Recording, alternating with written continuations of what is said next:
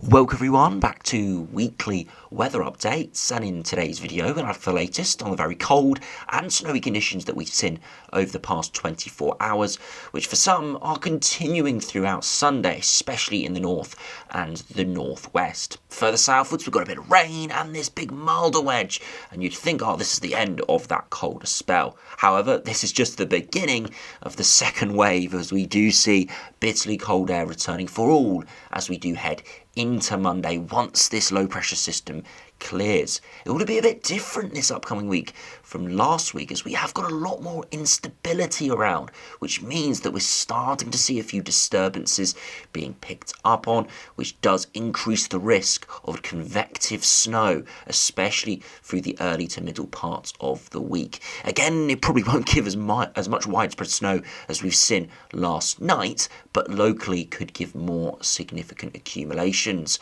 And we're also keeping a very close eye on a channel low that is developing Wednesday into Thursday. At the moment we've got a big split within the models, but the majority brings some snow to southern England. Some produce some significant snow, 5-10 centimetres for large swathes of southern England. Others just bring some small snow flurries, with the majority of the precipitation staying out in the channel. So it's very much touch and go, but we'll have a look at a lot of various runs, including the UKV, on those possibilities. And then, of course, in the second half of the video, we'll have a look at the longer range prospects, as it does look like come the end of this upcoming working week, we are slowly going to turn things a little bit milder. We're going to see high pressure building in, but it looks like it could build up towards Scandinavia, which at least initially will bring in some slightly milder air. Still will be chilly, especially in the east and the southeast, where we might have an easterly flow, but it will cut off the risk of snow. But of course, with the Scandinavian high, if it does linger for long enough, we could start to drag in some further very cold air from the east. And of course, there are hints of that, but that's something to worry about in the next sort of 2 weeks or so, not really too imminent. So do remember, if you enjoy my videos, make sure you like and subscribe. And remember to follow me on Twitter as well, the link's in description. Now, of course, we'll start on the live radar and have a look at that major snow event we saw last night. Now, of course, there were going to be some disappointments, there were going to be some surprises, and that is exactly what we saw. But it was pretty amazing to see how widespread that snow was. It was pretty much as forecasted, maybe even more widespread than forecasted. Definitely for where I am, do check out a YouTube short I put out earlier today, where I got some imagery of that heavy snow around midnight last night. Where I am, we've got about 5 centimetres of snow. Didn't actually go out and measure it, but looking at it out the window, it looked about 5 centimetres or so, which is a couple of centimetres more than I thought I'd get. It was within the range, definitely. I did say across those southern areas 3 to 5 centimetres was possible, and I pretty much got the higher end of that. Of course, I'm in North London, and I've got a bit of elevation, about 70 or 80 metres, so not massive amount, but it all helps in these marginal scenarios. And I've seen lots of imagery online as well of some really quite heavy snow widely. So yeah, pretty well forecasted this event in the end, but that good forecasting has continued in today. The heavy rain and the milder conditions have come in. So if you do look at that YouTube short from where I am, it does look like a lot of snow on the ground, a lot of snow pretty much everywhere. 12 hours later, by lunchtime, pretty much all of it is now gone. It's all melted, as those temperatures are a lot milder.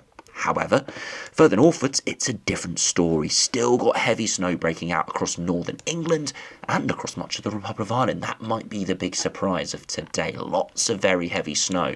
The only problem is the radar is having some issues across parts of southern Ireland, so it's difficult to say exactly how much of this is reality. You can see the resolution really drops, so uncertain exactly the intensity and widespread nature of this, but it does look pretty heavy at the moment. You can see, as we are now reaching the peak warmth of the day, most of the snow now is mostly over the higher ground. Now, that was expected as this milder wedge moves in, and you can also see on the eastern side of these weather bands, close to water, we are also seeing it turn back to rain. And this is because with its easterly wind, it drags in slightly milder air off the North Sea for northern England and off the Irish Sea for eastern Republic of Ireland. And what it does is just towards those coastal areas. It just gives slightly higher dew points, slightly higher temperatures, and turns it back to rain. But it's really these higher ground areas of northern England here, up towards the Lake District, even towards the Peak District, where it's stopped a little bit now, but will pick up in the coming hours, and across the Pennines as well. We're still expecting more significant snow, 30 to 40 centimetres is expected, and you can see some purples and pinks. That's some mixing, some freezing rain. Haven't seen too many issues from that online. It does look like the transition to milder temperatures did happen pretty quickly for most. Very sudden, but pretty quickly. So freezing rain, I don't think it's been too much of an issue through the morning, but there is some evidence of that on the live radar. Further southwards, lots of heavy rain continuing to push in, and that will keep it unsettled and pretty horrible throughout the rest of today. You can see across parts of northern Europe quite a large banding of freezing rain. Again, that temperature change will be quite a lot more difficult with a lot larger landmass. So we are seeing some quite widespread freezing rain and some heavy snow developing here. If you put on the temperatures around lunchtime, look at that stark contrast. 10 to 12 degrees across London in the far south. Into the Midlands, temperatures still just hovering around freezing or above freezing, where we have got the risk of freezing rain, but of course the precipitation has stopped across most of these areas. And further northwards, still lots of heavy snow falling, but of course as soon as those temperatures come above freezing, the upper air temperatures are above freezing now. So it will become increasingly difficult to see snow to those low-lying areas. A really touch-and-go event. But as I said, it's played out pretty much as we have expected. The warm front is getting close to its northern extent at the moment, but I suspect the 2-metre temperatures will continue to rise further northwards as we start to see those very warm upper air temperatures start to descend. Of course, there's always a little bit of a lag in that case, and that's what we'll be seeing through the rest of this afternoon. But exceptionally cold air still sat to our north, and that will be pulling in for all over the next few hours. If you put on the past 24-hour snowfall, you can see how widespread the snow has been. I must say this has been one of the most widespread snow events that I've ever seen while looking at the charts, which is sort of the last 3 or 4 years. Yes, we've had larger snow events. Beast from the East, for example, back in 2018, so 6 years ago, a little bit out of my time. But that was probably the last time we saw this much widespread snow from at least one event. Of course, we've seen localised a lot higher amounts across northern England or Scotland, but for an England snow event, about 80 to 90% of the country, including Wales here as well, has seen some falling snow. And you can see here, even across southern England, some darker blues and some pinks and purples pushing in. It's showing decently accumulating precipitation, 5 to 10 centimetres, very locally, widely, around a few centimetres. So yeah, really well forecasted. The Met Office warning was pretty accurate as well. Pretty much where you can see those darker colours, that's the southern extent of that yellow warning. The amber warning across the Midlands, perhaps, not too much of a difference actually to areas further southwards. I think that's a combination of the transition being slightly faster and the precipitation amounts further westwards not quite as heavy. I did spot in yesterday's video the Rome run specifically that developed a really intense pulse of precipitation that did just about coincide with the snow, and that's exactly what we did see through central England. It did just about pass through where I am, and that's what I got on the YouTube short earlier, so do check that out. But that was from that really heavy pulse that moves through, and I think that really contributed to these slightly purple colours here across central southern England. Again, majority of this is now melted, but for a time quite a few had around 5 centimetres, maybe even a bit more. The totals, though, across northern England, especially the high ground here, will continue to tot up, already 15 to 20 centimetres. Suspect that could double in the coming hours. And I said the surprise could be across central parts of the Republic of Ireland, where many areas, especially, again, higher ground of some 10 to 20 centimetres, could be even higher as we do head through this evening. Now, if you go over to the weather warnings, again, I won't go through this in too much detail because it is an eclectic mix of warnings. Majority of these are yellow. Again, we're looking at further rain in the south, snow in the north. And sometimes I do find it a little bit annoying with these warnings, how it is all crossing over. Some parts of northern England have kind of got 3 or 4 warnings. So it is very, very difficult sometimes to follow exactly what's going on. But the broad spectrum is rain in the south, across the Midlands transitioning to more snow and ice, amber warning for snow there across northern England, and you can see it expires at midnight tonight. It has not been updated since it was issued, so again we're expecting 30 to 40 centimetres across the higher ground, around 10 centimetres for low-lying areas, and then lots of snow showers further northwards. As I said, if you want to look at these in detail, do check out Met Office website or app. Again, it's a little bit too much and take up too much time in the video if we go through all of these individually. Into Monday, still got a lot of those warnings issued, but majority of them kind of expire around the lunchtime period. 6 a.m. there for the rain warnings, 9 a.m. Snow warning 12 p.m. and those warnings further northwards will probably carry on a little bit longer as we start to see convection moving in. I do suspect as we do head through Tuesday, Wednesday, Thursday, we will see some further yellow warnings. A very low chance, but even a possibility of some amber warnings issued if some of these disturbances really pep up or that channel low does pep up as well. We'll have to wait and see. So if we do start on the latest UKV, we're going to look at the precipitation and the temperature over the coming 5 days. Of course, looking at the risk of convection, some disturbances, and maybe that channel low through Wednesday into Thursday. UKV from yesterday evening developed that snow right along the far south coast, but mostly into the channel. This morning, it pushes quite far inland. So really interesting developments here, and it could create some real issues later this week. We won't look at it in too much detail, try and build any hype for it, because we are still seeing lots of uncertainty with that system, but of course we will check it out in this video.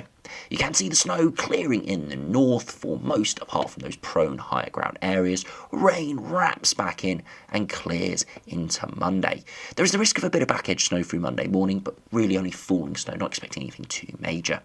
Through Monday, though, we do see quite a lot of convection and small disturbances developing where it enhances that precipitation. That could cause some issues. And look at this, a small area of snow moving eastwards across central parts of England. That, again, could cause some issues.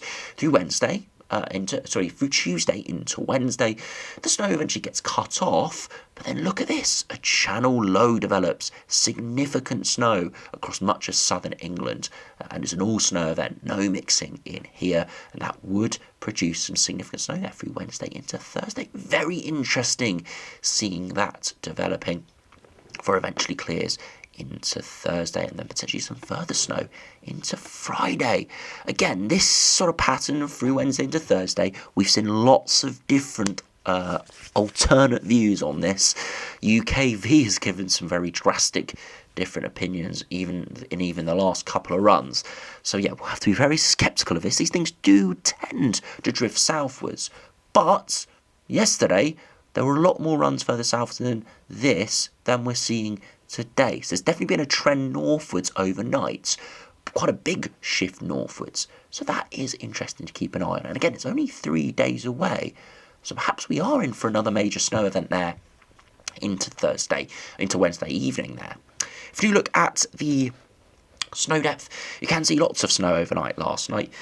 You can see the 3 a.m. from the UKV has actually corrected a lot of that snow across central England. So you see where I am, 5 or 6 centimetres, a lot higher than we were initially forecasted yesterday. So you can see corrections from the UKV there. And elsewhere, pretty accurate amounts. You can see it's mostly over the higher ground as we head through Monday.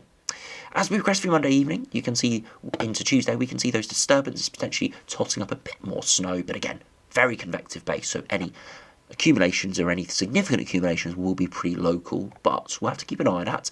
And then into Wednesday, look at that significant snow across southern England. Again, not 10-20 centimetres, but quite widely 5 to 10 centimetres, and that would cause some issues there. That is very interesting to see as that develops through Wednesday into Thursday, and yeah, sticks around for quite a period of time all the way into Friday there. So yeah, very interesting seeing that channel low developing. That could cause some real headaches later on this week.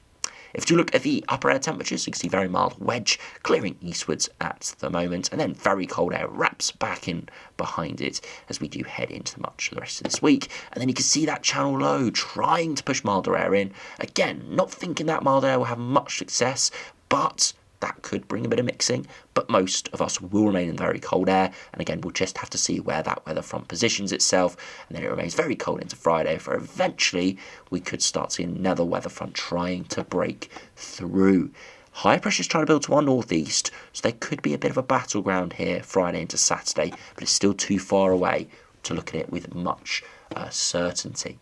If you look at the max temperatures, you can see as we head through this afternoon, 13 degrees in the south, freezing in the north. However, into Monday afternoon, we're all very cold once again, 3, 4, 5 degrees across much of southern and eastern areas, and then overnight dropping well below freezing for all. Into Tuesday, 3 or 4 degrees, and overnight into Wednesday, all widespread frost. So it's priming the ground there for significant accumulations if that low moves through on Wednesday. And via Wednesday, look at that, temperatures at 3 p.m. hovering around freezing, significant snow possibility, and then overnight temperatures well below freezing into Thursday. Daytime temperatures 1 or 2 degrees, and then continuing to stay very cold there into Friday. So very interesting conditions could be coming later this week, but of course it will all depend on convection initially, which will be very difficult to forecast, and again we'll keep an eye on that. But for those significant accumulations, it is that channel low. So what we'll do is we'll run through 5 other models here to see what they're saying about this channel low. We won't look at anything else, just the positioning of that channel low. And after you move into Wednesday, this is the icon run. Low pressure system pushes in, and it looks very similar to the UKV. Very similar positioning, very similar amounts, and yeah, that would be pretty significant event. If we look at the snow depth for this system, again, very similar to the UKV, maybe not quite as much, but we're looking widely at kind of 1 to 5 centimetres across many southern areas as that does move in. So we're not looking at, amazing amounts of snow, but definitely giving a lot of snow to those areas that saw little to none last night. If you compare to the arpège, as we do head into Wednesday, that snow maybe starts out as a bit of rain, but turns to significant snow very quickly. It's much further north. It's key Luton is much more involved there, even getting into the Midlands perhaps, and it's much higher precipitation rates. That will be because the milder wedge is slightly further northward, so it could cause some mixing on the far south coast, but that would produce significant snow for a long period of time.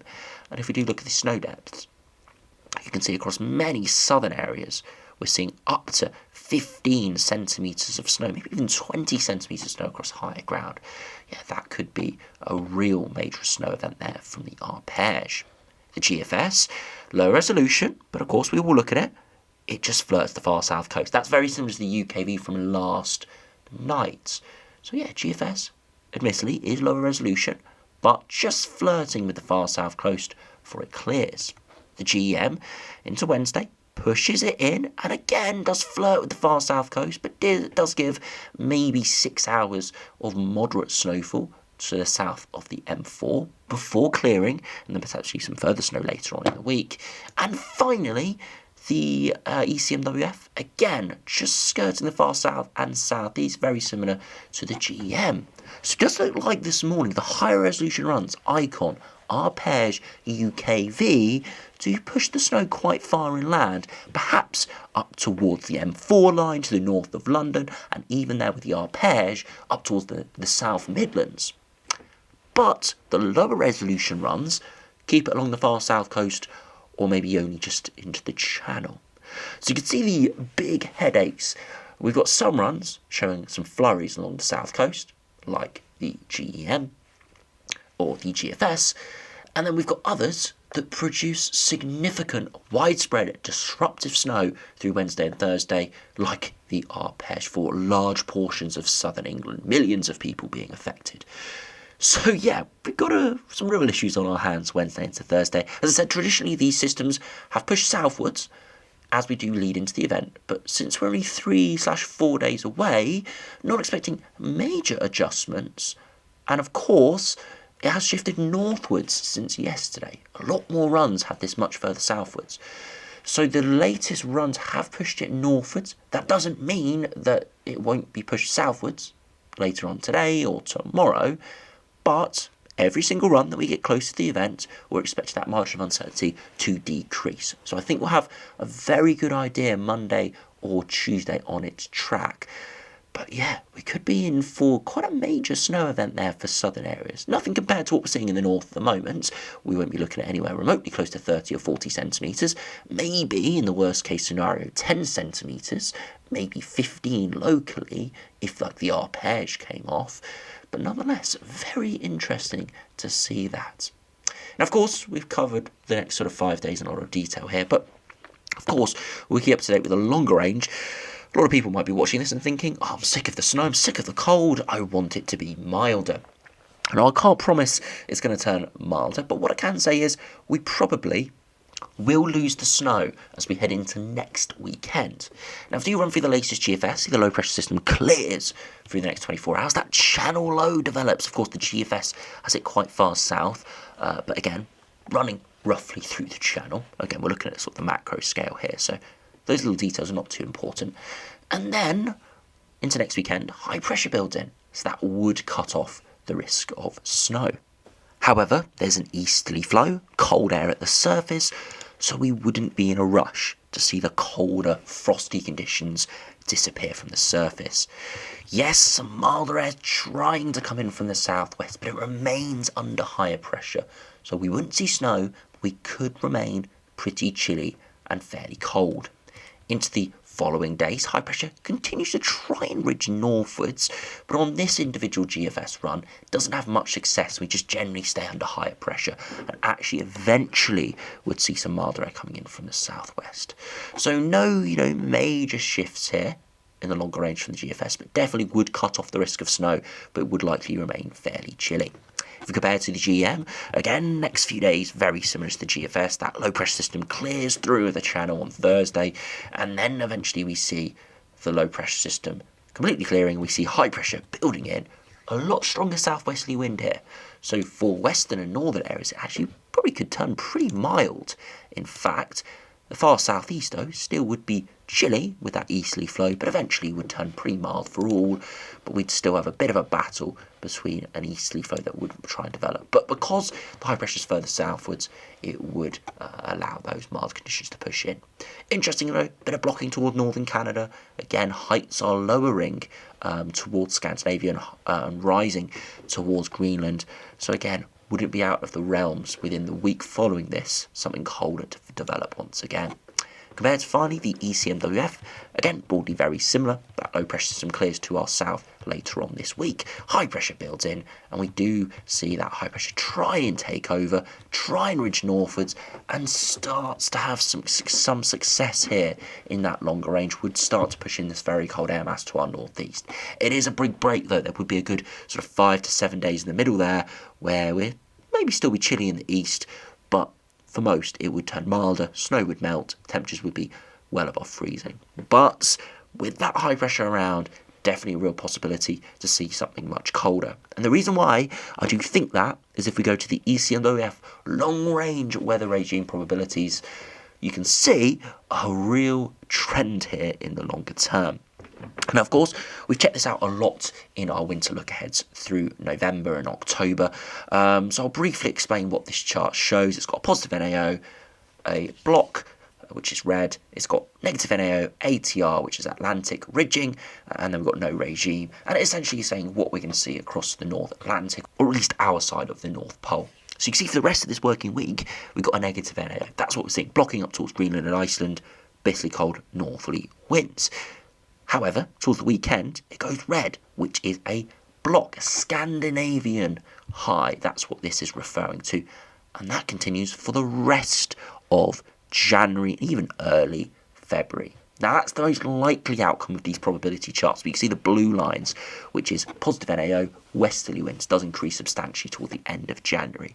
But definitely real strong probabilities here that Scandinavian high holds on. The longer that holds on, the greater the chances that we see another blast of very cold conditions in the second half of the month. So don't suspect we'll see back-to-back colder blasts. It did look a possibility a few days ago. Don't suspect that at the moment. But maybe around the 15th to the 20th, that's when we could start to see something much colder returning perhaps as we do progress into the second half of the month. Definitely a real possibility here. Any other time you see a big red block like this, we would be definitely thinking a cold potential could be coming. And I do suspect that is what we're going to see into the second half of the month. Not relentless, but definitely perhaps recurring colder patterns for the next few weeks. Do finish by looking at the ensembles. Latest London ensembles see dropping well below freezing, very cold into this upcoming week. Precipitation spikes appearing there through Wednesday to Thursday. That's that potential snow event. Again, the low resolution runs like the GFS struggling with this a little bit. But we can see there are plenty of snow spikes appearing, some only a couple centimetres, others up to 10 centimetres, so we'll wait and see. And then generally getting back towards average or slightly above average, but it's high pressure dominated. You see that with the low precipitation, which means the 2 metre temperatures will take their time to turn milder. You can see the operational run as chilly air at the surface still there come next weekend, so GFS is actually only keeping us around 2 or 3 degrees, even though the upper air temperatures rise. But it wouldn't be snowy, it would be generally just a bit frosty and icy. But most runs get us back towards kind of the mid-single digits. A few getting towards the double digits, but most keeping us around average there into the longer term. So we're not expecting a big warm-up, but a bit of a warm-up back to something that we'd expect to see through mid-January, kind of 5, 6, 7 degrees. If we look at the ECMWF, it's broadly very similar. Very cold over this week with those spikes appearing later on in the week with that very cold conditions.